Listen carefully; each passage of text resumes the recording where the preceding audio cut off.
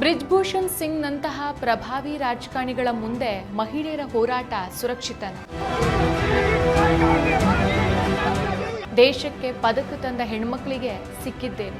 1 महीने का 2.5 महीने हो गया वेट करते करते कि अब रिपोर्ट आएगी, लेकिन रिपोर्ट सबमिट हुई है, उसमें क्या है क्या नहीं है हमें नहीं बताया गया। ನಮಸ್ಕಾರ, ಈ ದಿನಕ್ಕೆ ಸ್ವಾಗತ. ನಾನು GM ಪವಿತ್ರ.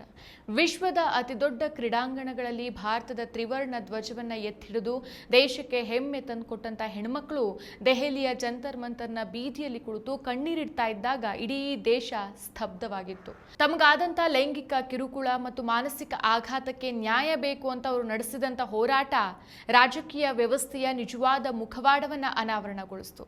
ರಾಜಕೀಯ ನಾಯಕರು ಸುದೀರ್ಘ ಭಾಷಣಗಳಲ್ಲಿ ಮಹಿಳಾ ಸಬಲೀಕರಣ ಮತ್ತು ಆತ್ಮನಿರ್ಭರತೆಯ ಕುರಿತು ಪ್ರಭಾವಿ ಮಾತುಗಳನ್ನು ಆಡ್ತಾರೆ.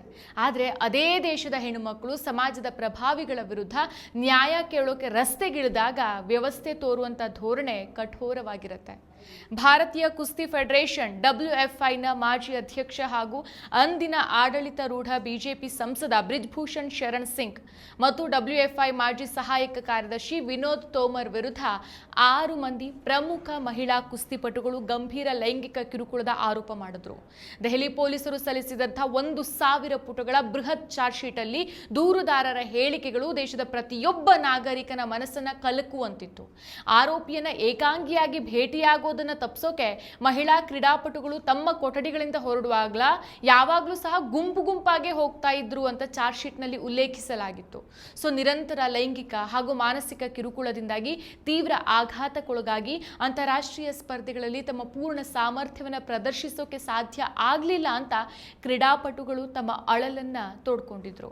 ದೆಹಲಿ ಪೊಲೀಸರು ಈ ಪ್ರಕರಣದಲ್ಲಿ IPC ಸೆಕ್ಷನ್ 354 ಮಾನಭಂಗದ ಉದ್ದೇಶದಿಂದ ಕ್ರಿಮಿನಲ್ ಬಲಪ್ರಯೋಗ, IPC 354A ಲೈಂಗಿಕ ಕಿರುಕುಳ, IPC 354D ಹಿಂಬಾಲಿಸೋದು ಮತ್ತು IPC 506(1) ಕ್ರಿಮಿನಲ್ ಬೆದರಿಕೆ ಅಡಿಯಲ್ಲಿ ಪ್ರಕರಣವನ್ನು ದಾಖಲಿಸಿದ್ರು.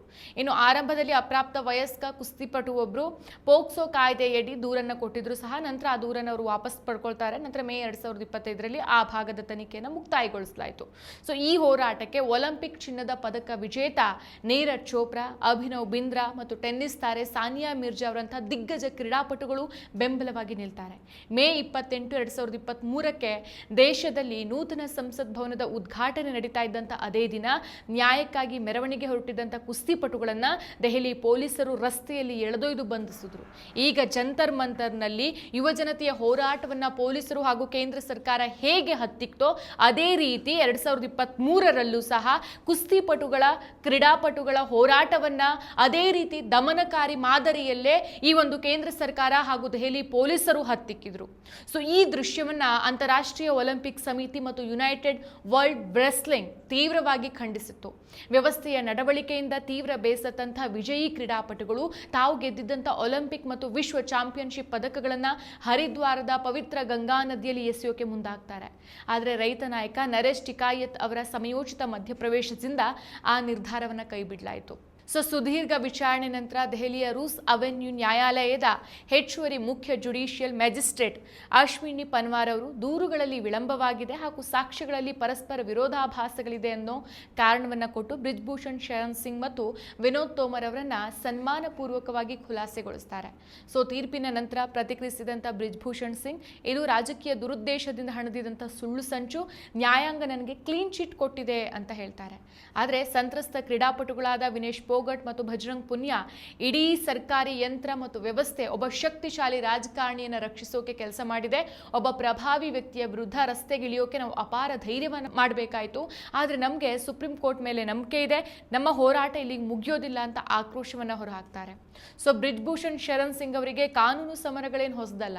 1992 ಈ ಟೈಮ್ನಲ್ಲಿ ಬಾಬ್ರಿ ಮಸೀದಿ ಧ್ವಂಸ ಪ್ರಕರಣದಲ್ಲಿ ಪ್ರಮುಖ ಆರೋಪಿಯಾಗಿದ್ದಂಥ ಈತ 2020ರಲ್ಲಿ CBI ಕೋರ್ಟ್ ಖುಲಾಸೆಗೊಳಿಸುತ್ತೆ.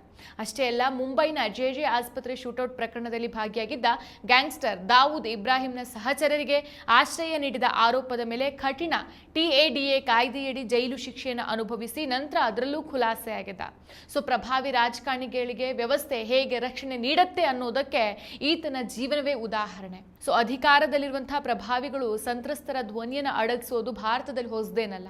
2012ರಲ್ಲಿ ಉತ್ತರ ಪ್ರದೇಶದ ಉನ್ನಾವೋದಲ್ಲಿ ಹದಿಹರೆಯದ ಹುಡುಗಿಯ ಮೇಲೆ ಸಾಮೂಹಿಕ ಅತ್ಯಾಚಾರ ಎಸಗಿದ್ದ ಬಿಜೆಪಿ ಶಾಸಕ ಕುಲ್ದೀಪ್ ಸಿಂಗ್ ಸೆಂಗಾರ್ ಪ್ರಕರಣ ಇದಕ್ಕೆ ಸ್ಪಷ್ಟ ಉದಾಹರಣೆ. ಸಂತ್ರಸ್ತೆ ನ್ಯಾಯಕ್ಕಾಗಿ ಮುಖ್ಯಮಂತ್ರಿಯವರ ನಿವಾಸದ ಮುಂದೆ ಬೆಂಕಿ ಹಚ್ಚಿಕೊಳ್ಳೋದಾಗಿ ಬೆದರಿಕೆ ಹಾಕಿದ ನಂತರ FIR ದಾಖಲಾಗುತ್ತೆ. ಅಷ್ಟರಲ್ಲೇ ಆಕೆಯ ತಂದೆಯನ್ನ ಪೊಲೀಸ್ ವಶದಲ್ಲಿದ್ದಾಗಲೇ ಕೊಲೆ ಮಾಡಲಾಗಿತ್ತು. ನಂತರ ಹೈಕೋರ್ಟ್ ಸೆಂಗಾರ್ಗೆ ಜಾಮೀನನ್ನು ಕೊಟ್ಟಾಗ ಕುಪಿತಗೊಂಡಂತ ಮಹಿಳೆಯರು ದೆಹಲಿಯಲ್ಲಿ ಬೃಹತ್ ಪ್ರತಿಭಟನೆ ನಡೆಸಿದ ನಂತರ ಸುಪ್ರೀಂ ಕೋರ್ಟ್ ಆ ಜಾಮೀನಿಗೆ ತಡೆ ಕೊಡುತ್ತೆ. ಇನ್ನೊಂದು ಕಡೆ ಜಮ್ಮು ಮತ್ತು ಕಾಶ್ಮೀರದ ಕಠುವಾದಲ್ಲಿ 8 ವರ್ಷದ ಪುಟ್ಟ ಕುರಿಗಾಹಿ ಮಗುವನ್ನ ಅಪಹರಿಸಿ ದೇವಸ್ಥಾನದ ಒಳಗೆ ಸಾಮೂಹಿಕ ಅತ್ಯಾಚಾರ ಎಸಗಿ ಉಸಿರುಗಟ್ಟಿಸಿ ಕೊಲ್ಲಲಾಯಿತು. ಅಂತ ಭೀಕರ ಅಪರಾಧ ಎಸಗಿದಂಥ ರಾಕ್ಷಸರ ಪರವಾಗಿ ಆಡಳಿತಾರೂಢ ಬಿಜೆಪಿಯ 2 ರಾಜ್ಯ ಸಚಿವರು ಬಹಿರಂಗವಾಗಿ ಜನಸಮೂಹವನ್ನು ಪ್ರಚೋದಿಸುತ್ತಾ ಮೆರವಣಿಗೆ ನಡೆಸಿದ್ರು. ಸಾರ್ವಜನಿಕ ಆಕ್ರೋಶ ಮುಗಿಲು ಮುಟ್ಟಿದ ನಂತರ ಅಷ್ಟೇ ಪ್ರಧಾನಿ ಮೋದಿ ಮೌನ ಮುರಿದು ಯಾರನ್ನೂ ಬಿಡೋದಿಲ್ಲ ಅಂತ ವಾಗ್ದಾನ ಮಾಡ್ತಾರೆ. ನಂತರ ಆ ಸಚಿವರನ್ನ ವಜಾಗೊಳಿಸಲಾಯಿತು. ಆದರೆ ಈ ಪ್ರತಿಯೊಂದು ಘಟನೆಯಲ್ಲೂ ಅಧಿಕಾರ ಸಂತ್ರಸ್ತರ ಬದಲಿಗೆ ಅಪರಾಧಿಗಳನ್ನು ರಕ್ಷಿಸೋಕೆ ಪ್ರಥಮ ಆದ್ಯತೆಯನ್ನು ನೀಡಿದ್ದು ಎದ್ದು ಕಾಣಿಸುತ್ತೆ. ಭಾರತದಲ್ಲಿ ಮಹಿಳೆಯರ ಮೇಲಿನ ಲೈಂಗಿಕ ದೌರ್ಜನ್ಯಗಳು ಅತ್ಯಂತ ಭೀಕರವಾಗಿ ನಿರಂತರವಾಗಿ ನಡೀತಾ ಇದ್ರು. ರಾಜಕಾರಣಿಗಳಲ್ಲಾಗಲಿ ಅಥವಾ ಆಡಳಿತ ವ್ಯವಸ್ಥೆಗಳಲ್ಲಾಗಲಿ ಯಾವುದೇ ಮುಜುಗರ ಕಂಡು ಬರ್ತಾ ಇಲ್ಲ. ಮೋದಿ ಆಡಳಿತದಲ್ಲಿ ಅತ್ಯಾಚಾರದ ಸುದ್ದಿಗಳು ಕಾರ್ಖಾನೆಯಲ್ಲಾಗುವ ಉತ್ಪಾದನೆಯಂತೆ ಸತತವಾಗಿ ನಿರಂತರವಾಗಿ ಬಿತ್ತರವಾಗ್ತಾನೆ ಇರುತ್ತೆ. ಅತ್ಯಾಚಾರಗಳು ಎಷ್ಟು ಸಾಮಾನ್ಯ ಆಗೋಗ್ಬಿಟ್ಟಿದೆ ಅಂತಂದರೆ ಮಾಧ್ಯಮಗಳು ಅವುಗಳನ್ನು ಹವಾಮಾನ ವರದಿಯಂತೆ ಮಾಡುತ್ತೆ. ಬಿಸಿಲ ಬೇಗೆ ಸಾವು, ದಿಢೀರ್ ಪ್ರವಾಹ, 5 ವರ್ಷದ ಮಗುವಿನ ಅಪಹರಣ, ಅತ್ಯಾಚಾರ, ಕೊಲೆ ಅನ್ನೋ ರೀತಿ. ಸೊ ಹವಾಮಾನದಂತೆ ಇದಕ್ಕೂ ಸಹ ದೇವಸ್ಥಾನ ಅಥವಾ ಸೃಷ್ಟಿಕರ್ತನೇ ಹೊಣೆಗಾರ, ಅತ್ಯಾಚಾರಿ ಹೊಣೆಗಾರ ಅಲ್ಲ, ಪೊಲೀಸರ ಹೊಣೆಯಲ್ಲ, ಪ್ರಧಾನಿ ಅಥವಾ ಗೃಹ ಸಚಿವಾಲಯವಂತೂ ಖಂಡಿತ ಹೊಣೆಯಲ್ಲ ಅನ್ನೋ ರೀತಿಯಲ್ಲಿ ಸುದ್ದಿಯನ್ನು ಬಿತ್ತರಿಸುತ್ತೆ. ಇನ್ನು ಮೀರತ್ನಲ್ಲಿ 5 ವರ್ಷದ ಮಗು, ಫರೀದಾಬಾದ್ನಲ್ಲಿ 26 ವರ್ಷದ ಮಹಿಳೆ, ಒಡಿಶಾದಲ್ಲಿ 17 ವರ್ಷದ ಹುಡುಗಿ, ಬಿಕಾನೇರ್ನಲ್ಲಿ 12 ವರ್ಷದ ಬಾಲಕಿ ಸೇರಿದಂತೆ ಬಿಹಾರ್, ಛತ್ತೀಸ್ಗಢ, ರಾಜಸ್ಥಾನದಲ್ಲಿ ಸಾಲು ಸಾಲು ಸಾಮೂಹಿಕ ಅತ್ಯಾಚಾರಗಳು ನಡೆದು ಹೋಗುತ್ತೆ. ರಾಷ್ಟ್ರೀಯ ಅಪರಾಧ ದಾಖಲೆಗಳ ಬ್ಯೂರೋ NCRB ಪ್ರಕಾರ ಭಾರತದಲ್ಲಿ ಪ್ರತಿದಿನ ಸರಾಸರಿ 86 ಮಹಿಳೆಯರ ಮೇಲೆ ಅತ್ಯಾಚಾರ ನಡೆಯುತ್ತೆ. ಎಕ್ಸೆಲ್ ಶೀಟ್ಗಳಲ್ಲಿ ಸಮಾಧಿ ಮಾಡಿದ ಶವಗಳ ರಾಶಿಯನ್ನು ನೋಡಿದಷ್ಟೇ ಭೀಕರವಾಗಿ ಈ ದತ್ತಾಂಶಗಳು ಭಾಸವಾಗುತ್ತೆ. ಕಾನೂನು ಮತ್ತು ಸುವ್ಯವಸ್ಥೆ ಅಂತ ಗಂಟಲು ಬಡಿದುಕೊಂಡು ಭಾಷಣ ಮಾಡುವಂಥ ನಾಯಕರಿಗೆ ಭಾರತ ಸಾಮೂಹಿಕ ಅತ್ಯಾಚಾರಗಳ ರಾಜಧಾನಿ ಆಗ್ತಾ ಇರೋದ್ರ ಬಗ್ಗೆ ಯಾವುದೇ ಚಿಂತೆ ಇದ್ದಂತೆ ಕಾಣಿಸೋದಿಲ್ಲ. 2012ರ ನಿರ್ಭಯ ಸಾಮೂಹಿಕ ಅತ್ಯಾಚಾರದ ನಂತರ ಇಡೀ ದೇಶ ರಸ್ತೆಗಳಿದಾಗ ಇನ್ಮುಂದೆ ವ್ಯವಸ್ಥೆ ಬದಲಾಗುತ್ತೆ, ದೇಶ ಹೊಸದಾಗಿ ಶುರುವಾಗತ್ತೆ ಅಂತ ಜನ ಭಾವಿಸಿದ್ರು. ಆದರೆ ಆ ಮುಗ್ಧತೆಯು ಕಾಲಕ್ರಮೇಣ ಎಲ್ಲ ಪುರುಷರು ಹಾಗಿಲ್ಲ, ನಾಟ್ ಆಲ್ ಮೆನ್ ಎಂಬ ಕೂಗಿನಲ್ಲಿ ಮುಗಿದು ಹೋಯಿತು. ಸೊ ಅತ್ಯಾಚಾರದ ಘಟನೆಗಳನ್ನು ಹ್ಯಾಶ್ಟ್ಯಾಗ್ ಹಾಕಿ ವೈರಲ್ ಮಾಡೋ ವಸ್ತುವನ್ನಾಗಿ ಮಾಡಲಾಯಿತು. ಈ ಸಮರ್ಥನೆಗಳು ಸಂತ್ರಸ್ತೆಗೆ ನ್ಯಾಯ ಕೊಡಿಸಲಿಲ್ಲ, ಬದಲಿಗೆ ಆಡಳಿತ ಮತ್ತು ಪುರುಷ ಸಮಾಜದ ಜವಾಬ್ದಾರಿಯಿಂದ ಗಮನವನ್ನು ಬೇರೆಡೆಗೆ ಸೆಳೆಯಿತು. ಇಂದು ಪರಿಸ್ಥಿತಿ ಎಷ್ಟರ ಮಟ್ಟಿಗೆ ತಲುಪಿದೆ ಅಂತಂದರೆ ಮಹಿಳೆಯರ ಭಯವನ್ನು ಶಮನಗೊಳಿಸೋಕೆ ಸುರಕ್ಷತಾ ಆ್ಯಪ್ಗಳಿದೆ, ಪೆಪ್ಪರ್ ಸ್ಪ್ರೇಗಳಿದೆ, ಪ್ಯಾನಿಕ್ ಅಲಾರಾಮ್ಗಳ ಮಾರುಕಟ್ಟೆನೇ ಬೆಳೆದು ನಿಂತಿದೆ. ಸೊ ಅತ್ಯಾಚಾರವನ್ನು ವಿಡಿಯೋ ಮಾಡಿ ಹೆಮ್ಮೆಯಿಂದ ಬೀಗುವ ಕ್ರೂರಿಗಳು ಮತ್ತೆ ಸಮಾಜದಲ್ಲಿ ಪುನರ್ವಸತಿ ಪಡೆಯುತ್ತಾ ಇರೋದನ್ನು ನೋಡುವಾಗ ನಾವೆಷ್ಟು ಸತ್ಯ, ನ್ಯಾಯ, ಪ್ರೀತಿ ಅಂತ ಅರಚಿದ್ರೂ ಸಹ ಅದು ಸಿಗೋದಿಲ್ಲ ಅನ್ನೋದು.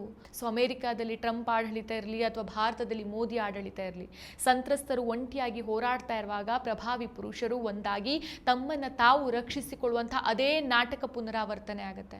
ಪ್ರಜಾಪ್ರಭುತ್ವದ ದೊಡ್ಡ ದೇಶಗಳು ಅಂತ ಬೀಗಿಕೊಳ್ಳುವಂಥ ರಾಷ್ಟ್ರಗಳು ಸ್ವಯಂ ನಾಶದ ಹಾದಿಯಲ್ಲಿದೆ. ಇಂದು ಅತ್ಯಾಚಾರ ಕೇವಲ ವ್ಯಕ್ತಿಗತ ಅಪರಾಧವಾಗಿ ಉಳಿದಿಲ್ಲ, ಅದು ರಾಜಕೀಯದ ವಿಸ್ತರಣೆಯಾಗಿದೆ. ಮಹಿಳೆಯರು ಇನ್ಮುಂದೆ ಕೇವಲ ಅಪರಾಧಿಗಳಿಂದ ಮಾತ್ರ ಅಲ್ಲ, ಆಸ್ಪತ್ರೆ, ಸುದ್ದಿಮನೆ, ಸಮಾಜದಿಂದ ನಿರಂತರವಾಗಿ ದೌರ್ಜನ್ಯಕ್ಕೆ ಒಳಗಾಗ್ತಿದ್ದಾರೆ. ಇದು ನಿಜಕ್ಕೂ ರಾಕ್ಷಸರ ಯುಗ. ಮತ್ತಷ್ಟು ವಿಶೇಷ ವಿಡಿಯೋಗಳನ್ನು ನೋಡಲು ಮತ್ತು ಹೊಸ ವಿಡಿಯೋಗಳ ಬಗ್ಗೆ ತಿಳಿಯಲು EDina.com ಯೂಟ್ಯೂಬ್ ಚಾನೆಲ್ ಸಬ್ಸ್ಕ್ರೈಬ್ ಮಾಡಿ ಮತ್ತು ಬೆಲ್ ಐಕಾನ್ ಕ್ಲಿಕ್ ಮಾಡಿ.